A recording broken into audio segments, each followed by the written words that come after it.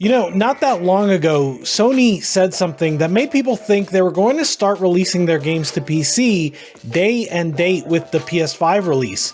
This was just a few months ago, back in February, when Hiroki Totoki, president of Sony, said in a post-earnings Q&A that he wants PlayStation to go aggressive on improving our margin performance with multi-platform games playing a significant role. He clarified that in that talk, by multi-platform, he meant PlayStation and PC, so not Xbox and Switch.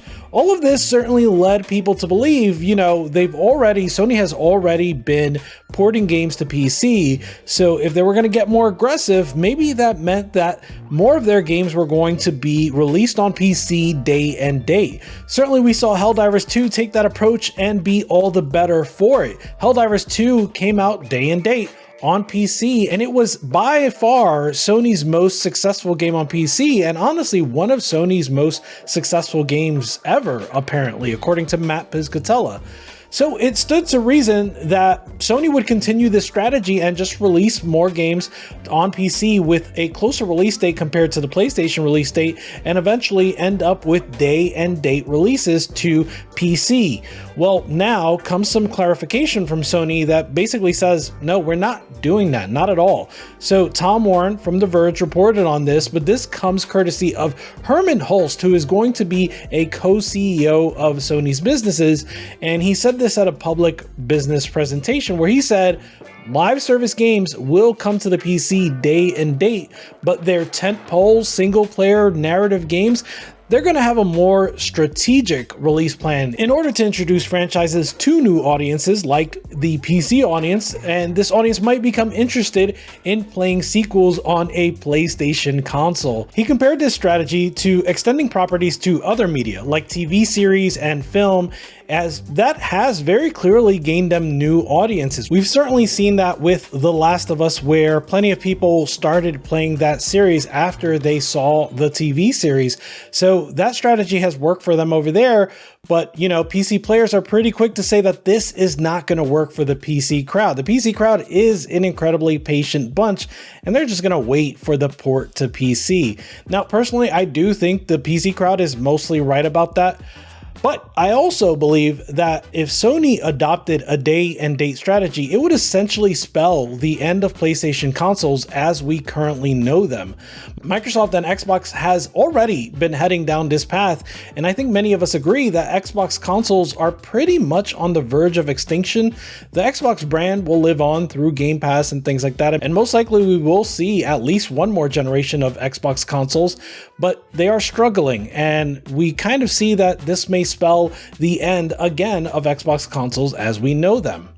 So if Sony ports their games to PC day and date, well, I'd have one less reason to own a PlayStation console, and personally, I just would likely not buy one. I have a PlayStation 5 now, and I only have that in order to play PlayStation exclusives. You could absolutely argue that the outcome I described, where PlayStation consoles kind of go away, that it is better for the consumer, but I don't think you could reasonably argue that it would be better for Sony. So in that way, I do understand Sony's strategy here. In fact, despite what they said, I think that arguably converting PC players into PlayStation players might only be a secondary goal for them. I think here the primary goal for them is to not lose the base that buys from their digital store today, and subsequently the 30% cut of all the games that are sold on the PlayStation Store. In that way, I think the goal for Sony should be to be more like Nintendo and less like Microsoft. Microsoft delivers day and date, and people increasingly have less and less reason to buy an Xbox Series console, a console that is somehow trailing behind even the Xbox One in terms of units sold. Conversely, Nintendo games are largely not available anywhere but on Nintendo platforms, and the Switch is one of the best-selling consoles of all time. Nintendo works off of a few key principles. They make games with a smaller budget, and that means they're able to make more games. I don't think that Sony and Microsoft have really been able to keep up with how quickly Nintendo can put out first-party games. They also make unique and novel games, and they make games that you can't get anywhere else. Sony is somewhere between these two strategies that Nintendo and Microsoft have, What they're trying to do is they're trying to grow an even larger audience without cannibalizing the audience that they already have. And to be honest, I think it's going to be a tremendous challenge either way. I don't envy Sony's position because, personally, I see Steam as the #1 competitor to any given console. The console experience and the PC experience are rapidly converging to the point where they have more in common with each other now than they did 5, 10, or 20 years ago. And I expect that they're going to have even more in common 5, 10, and 20 years from now. The odds of getting a console like PC seem to be growing by the year. The likelihood that we'll get a Steam Deck console that costs maybe $600 and competes with a PlayStation or Xbox, well, that seems incredibly high. So if Steam is a competitor and PlayStation games come to Steam day and date, and consoles and PCs are rapidly converging, I personally don't see how PlayStation consoles survive in that future, but hey, maybe I'm biased. What do you think? Another possible outcome here is that Sony is working on building their own PC store. I think that's incredibly likely at this point, with moves like requiring PSN linking, adding a PS overlay, and integrating PlayStation trophies. They're even working on bringing PSVR 2 to PC by way of an adapter that allows PSVR 2 to be used. But honestly, I don't see what Sony could do to attract consumers to buy any non-exclusive games from a Sony PC store as opposed to Steam, which undoubtedly that's what Sony wants, just as that's what anyone that makes a digital store wants. In a world of consoles, first-party exclusives exist almost entirely to build a base of people that will buy third-party games from this digital store specifically. But the very best case scenario on PC is that PC players will buy Sony exclusives on the Sony store and non-Sony games, well, on Steam. That's where we come back to Sony's stated strategy. Live service games will come out day and date. If a series is not particularly popular or doesn't have any sequels coming relatively soon, then I think we're going to see a pretty quick turnaround like we did with Ratchet & Clank and Returnal. Also, if there's a remaster coming to a PlayStation console like Until Dawn or Uncharted, it's pretty likely that we'll see a quick turnaround to PC there as well.